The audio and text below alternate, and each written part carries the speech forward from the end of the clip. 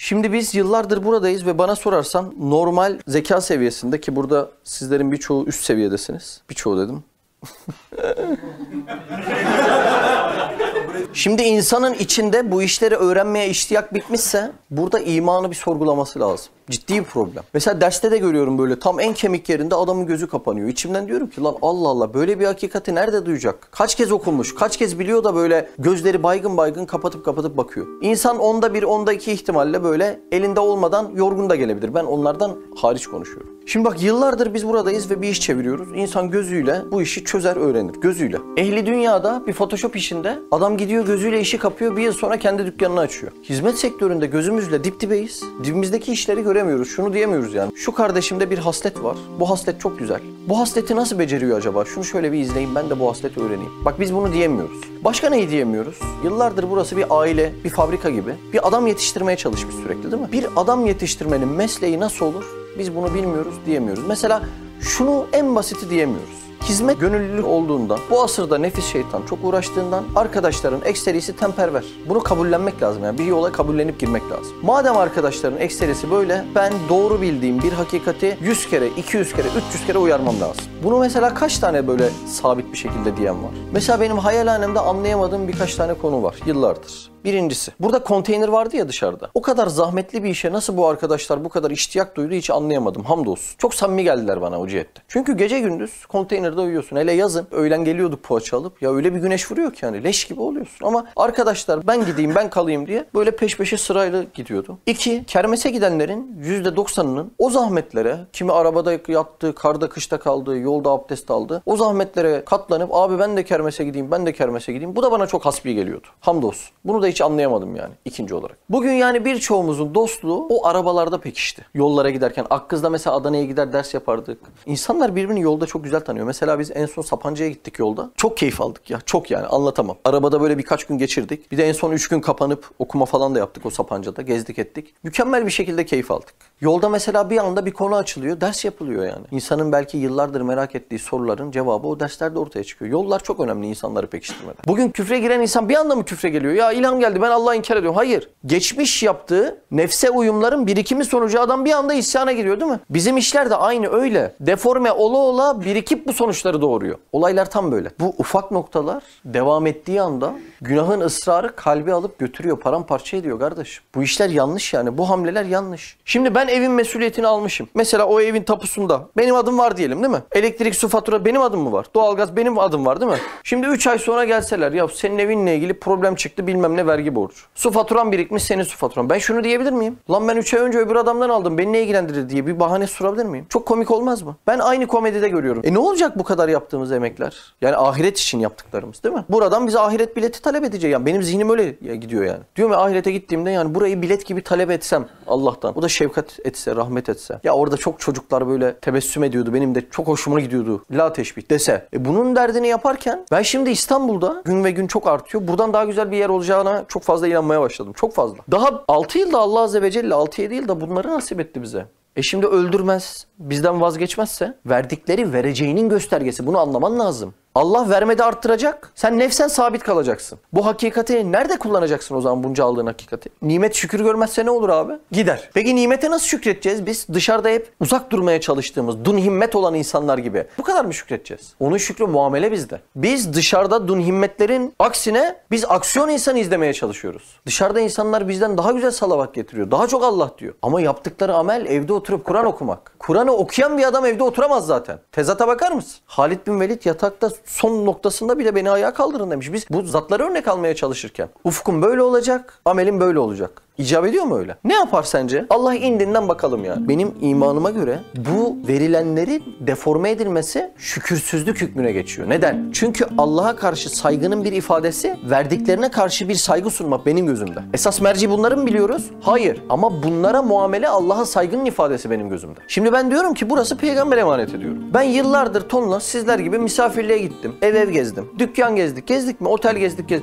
Adamlar evine, evindeki koltuğa, televizyonun kumandası olmasına jilet gibi bakıyorlar mı? Bakıyorlar. Ya şimdi ben diyorum ki iş dünyasında lan bu adamlar dünyevi bir tutku uğruna evlerine bu hassasiyeti gösterecek. Sirkelerle yıkayacaklar. Ben burayı peygamber emanet edeceğim. Şura kırık dökük olacak. Rahat rahat yanından geçeceğim. Bak bu benim gözümde tam sahtekarlık işte. Suretle siret birbirine uyuşmazsa bir insan böyle olur işte. Bu kadar şükredilecek şey vermiş yani. Hangimiz dışarıda bu şekilde güzel insanlarla cem olabilirdik? Hangimiz Allah'ın verdiği bu nimetler? Ya şu 4 katta anormal bir olay ya. Bizim zihnimiz öyle bir çalışmalı ki yarın internet yok olursa tebliğ edebilecek alternatif nelerdir? Dumanla mı haberleşiriz? Güvercinle haber mi yollarız? Tam Çilek Mahallesi girişinde o iki direğin ortasında o ahşaba ya vallahi Allah var inanın mı yazarız? Onu mu tebliğ ederiz? Mesela bunu dersek en az 3 gün bizi ibadetle oyalar. Gaye-i hayalimize 3 gün zarar vermez. Mefkuremize 3 gün zarar vermez. Mahmut abiye gittin, ahşap buldun, üzerine bir yazı buldun, aradın ettin, onu oraya taktırdın, izin aldın. Nereden baksan bir hafta 10 gün bizi efsane götürür hizmet cihetinde. Ya bu mefkure nerede? Ben onu o yüzden yaptım, bunu böyle yaptım denilen bahaneler nerede ya? Ya yakışıyor mu bununla bu yan yana geliyor mu?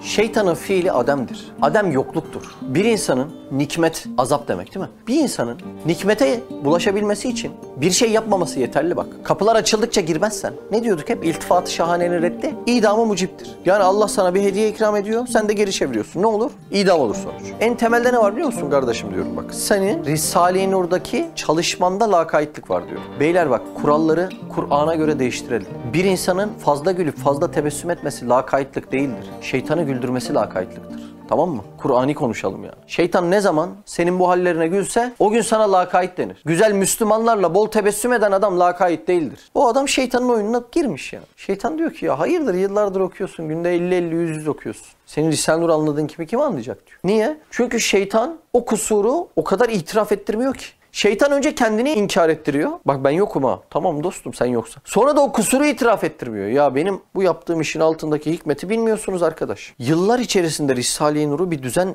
dairesine oturtmamanın hikmeti nedir? Masada tonla adama hitap ederken bizim olduğumuz gibi bizim olmamamızın bir hikmeti yok. İstişare edecek adam taşıyoruz. Hikmet dairesinde istişare edecek ama inat etmeyecek. İstişarede fikrim bu. Beni dinlemezlerse ben de susarım o zaman. Bu şeytandan kardeşim. Saf şeytandan. Sen orada da göster cevap mertliğini bakalım. Burada şeytanın alttan kazımaya çalıştığı oyun çok fazla. O rahatlık, rehavet, tenperverlik içimize sinmeye başladığı anda ya bak bir de rahatlığın, düzensizliğin içe sinmesi düzensizlikten daha beter. Nefsinden gelen safsata ve şeytandan gelen vesveselere aldanan adamlarla samimi ve ciddi işler yapılmaz diyor üstad. Şimdi o adamların nefsinden nasıl o vesvese ve safsatalar geliyor? Bak o adamların ortak özelliğini söyleyeyim sana. Himmetsiz adamlar. Ortak özellikleri bu. Buraya gelip rahatlarının bozulup bir sorumluluk altına girmek istemeyen adamlar. Aradan birkaç yıl geçsin. Öyle bir tane adamı izle, göz hapsine al. Aradan 6-7 yıl geçsin. Dünya namına burada alacağı sorumluluktan 10 kat daha zahmete sokacak Allah. Görürsün. Yaz bunu köşeye tamam mı? Dersin ki lan 6-7 yıl sonra çıktı adamın dediği dersin. Al. O ufak sorumluluk almayan kardeşleri. Ya bu mutfak ne böyle ağır herkes bir şey diyor. Bak yaz köşeye. Allah için sorumluluğu böyle alacaksın. Zahmetli adamlarla en yakınınla imtihan ola alacaksın. Ne bekliyor yani? Melekler gelecek. Hadi şu bulaşıkları durulayalım mı diyecek sana. Böyle bir şey olabilir mi? İnsan en yakınıyla imtihan olmaz mı? Bunlarla da imtihan yani. Allah dünya hayatı namına 10 kat daha fazla zahmet verecek. Yaz köşeye Yunus tamam mı? Ne kadar zihnen dağınık, mefkuresiz, ülküsüz, gayesiz, kendi nefsiyle konuşmaya girmeyen adam gördüysem her birinin ortak özelliği sorumluluktan kaçmak. O an orada kalabalıksa sıkıntı yok. Ama yalnız kaldığında Allah için yapacak mı o sorumluluğu o başka bir olay. Bak düzen niye önemli anlıyor musun? O yazma, çizme niye önemli anlıyor musun? Bir kardeş yetiştirmeni anlıyor musun? Ona düzen yazacaksın. Nefsin hesap vermesi gereken sorumlulukları olmak zorunda. Hesap verecek ki o nefis galyana gelmesin. Bak mesela geçen gün mutfakta biriyle muhabbet ettim. Ya dedim bak bizim kardeşler şakalaşıyordu yine aralarında. Bak dedim bu adamlar ileride dünyadaki insanların hem de ilim nevinden bilir misin o ilmin verdiği enaniyetten. Bak bu adamlar o tuzağa düşmesi çok zor diyor. Şimdi dışarıda insanların bütün derdi buyken öğrendiği iki parça şeyken değil mi? İki parça özellik var. Mesela adam 10.000 çeşit kelebek biliyor. Efendim bak bu kelebek olayı ciddi bir olay falan. Böyle başlıyor konuya. Çok ciddi yani. Kabri köşeye koy beni dinle. Bak bu kelebeklerin efendim çıkardığı ses flüt sesiyle aynı sesmiş falan. Böyle sallıyorum yani. Anlatıyorlar böyle değil mi? Adam kendi tuttuğu olayın en önemli olay olmasını istiyor. Şimdi hayal alemde insanların kendisini satabileceği özelliklerle o kadar tatlı bir şekilde dalga geçiliyor ki. Bir adam tam biraz kibirlenmeye çalışsa Uğur dikleniyor, Hüseyin bir şey diyor, Ozan bir şey diyor, Furkan bir şey diyor. Adamın ahireti kurtuluyor. Ahireti kolay bir olay değil bu bak. Sen ufak görme olayı. Şimdi burada o kadar güzel bir şekilde insanın mesela bir arkadaş bir video yapıyor değil mi? Üstad diyor ki bak o adama takılan sui şöhret onu enaniyetten kurtarır diyor. Normal şartlarda bak gerçekten bir adamın 500 binlik videosu olacak.